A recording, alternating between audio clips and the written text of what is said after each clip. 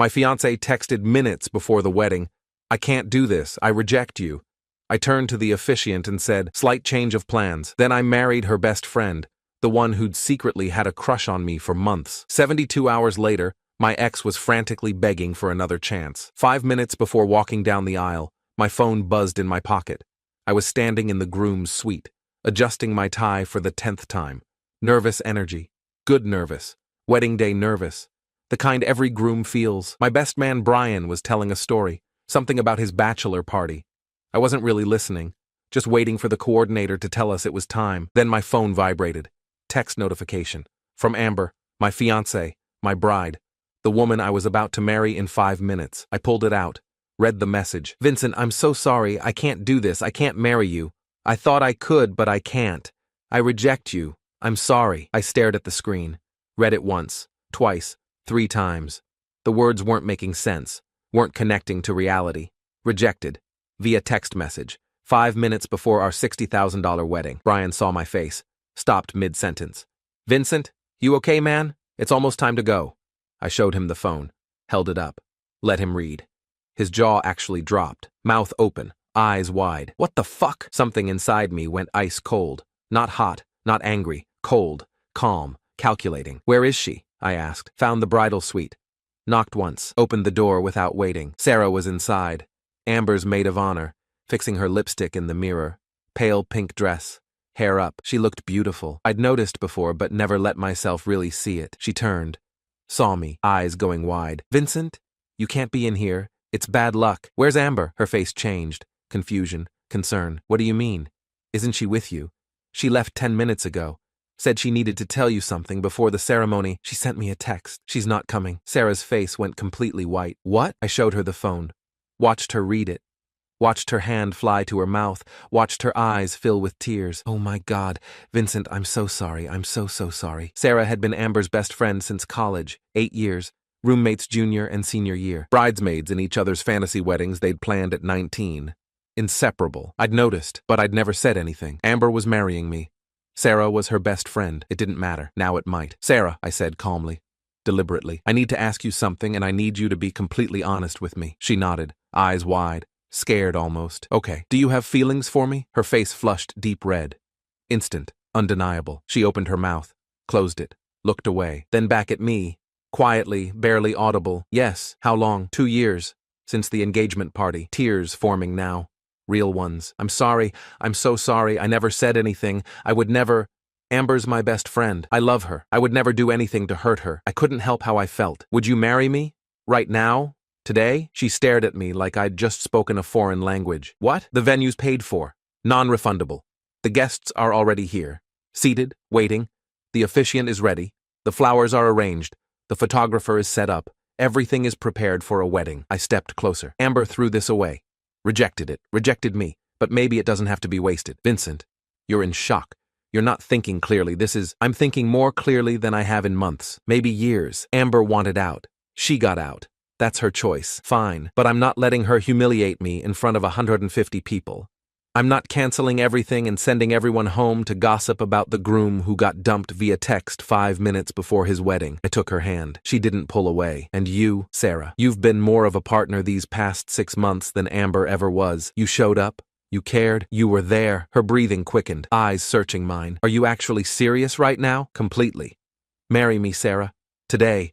Right now. Be my wife. She stared at me for what felt like an eternity. 30 seconds maybe. Searching my face, looking for doubt. For revenge.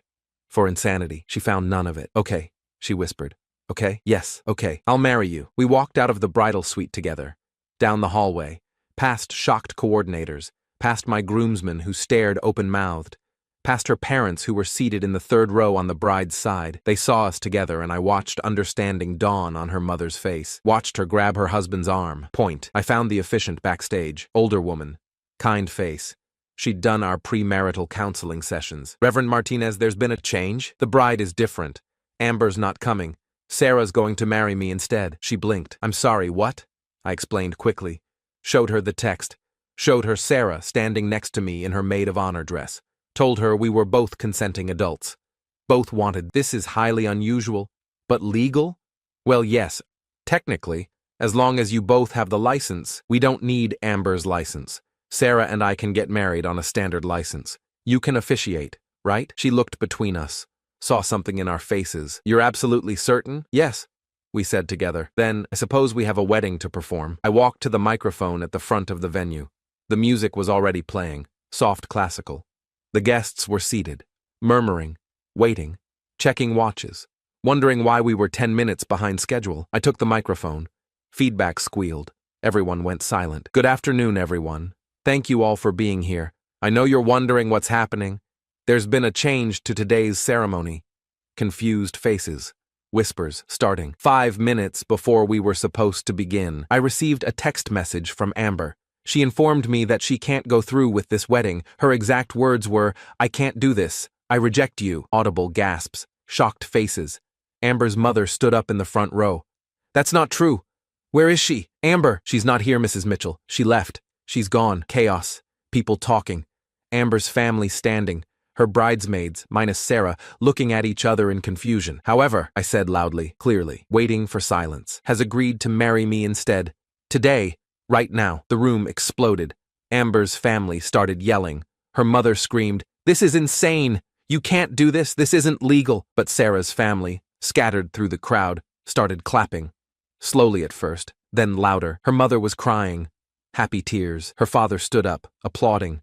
My family looked stunned. My mother's hand over her mouth. My father sitting perfectly still. Then my father. Then my sister. Then my aunts and uncles and cousins. Half the room stood and applauded.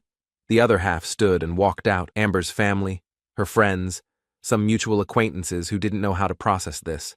Fine. Let them leave. Sarah walked down the aisle alone. No father to give her away, no bridesmaids behind her, just her, in a pale pink dress meant for someone else's wedding. She reached me, took my hands. "You sure?" I whispered, terrified. "But yes," Reverend Martinez began. "Dearly beloved, we are gathered here today. We got married, right there. Same flowers, white roses and peonies. Same music, Pachelbel's canon. Same expensive venue, the botanical gardens we'd booked 18 months ago. Sarah's dress wasn't a wedding dress. It was a bridesmaid dress, but it was beautiful on her. Pale pink, simple, elegant. When Reverend Martinez said, 'You may kiss the bride,' I kissed her, and it felt right, natural, like something that should have happened a long time ago." The reception was absolute chaos. Half of Amber's guests had left during the ceremony, walked out in protest or confusion or disgust, but everyone else stayed, and it became the wildest party I'd ever attended. People celebrating the insanity, the audacity, the pure fucking boldness of what we'd just done. Sarah's friends surrounded her, hugging her, congratulating her. "We always knew you loved him," one of them said. "We're so happy for you." My friends slapped my back, handed me drinks. "That was the most legendary thing I've ever seen," Brian said. "Absolutely legendary." We cut the cake, the 3-tier vanilla and raspberry cake we'd tasted 4 times to get right. We had our first dance, to a song I'd picked months ago with Amber that now felt perfect with Sarah. At the end of the night, we left in the car decorated with "Just Married" signs and tin cans, drove to the honeymoon suite at the 4 Seasons we'd booked a year ago, and we were happy. 3 days later, I was on the hotel balcony when my phone started exploding. 17 missed calls, all from Amber, all within 20 minutes. Voicemails piling up. I listened to the first one. Sobbing, hysterical sobbing. "Vincent! Finally! Oh my God, we need to talk right now. Hello, Amber. You married her. You married Sarah, my best friend, the one person I trusted more than anyone. You rejected me. Remember? 5 minutes before the wedding, via text. I made a mistake. I panicked. Jordan was a mistake. He meant nothing. We can fix this. We can annul your ridiculous revenge wedding and do this properly. This isn't revenge, Amber. This is me moving on. You didn't want to marry me. I accepted that. And I chose someone who actually did. Better? Sarah? She's pathetic. She's been in love with you like some sad little puppy for years. Everyone knew. She's desperate. And that's exactly why she's better than you. She chose me. Consistently. Deliberately. You didn't. Silence on the other end. Breathing. Then, where am I supposed to go? Danielle won't even talk to me.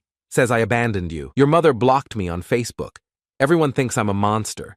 You've ruined my life. You did that when you sent me a text saying I reject you 5 minutes before our wedding. That was your choice. These are your consequences.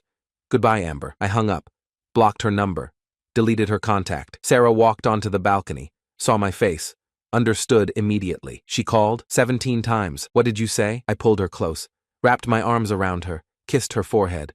I told her I chose someone better. Sarah smiled. Genuine, real, happy. Good answer. We stood there watching the sunset over the ocean. On our honeymoon, in our marriage, in our new life. And I didn't regret a single thing.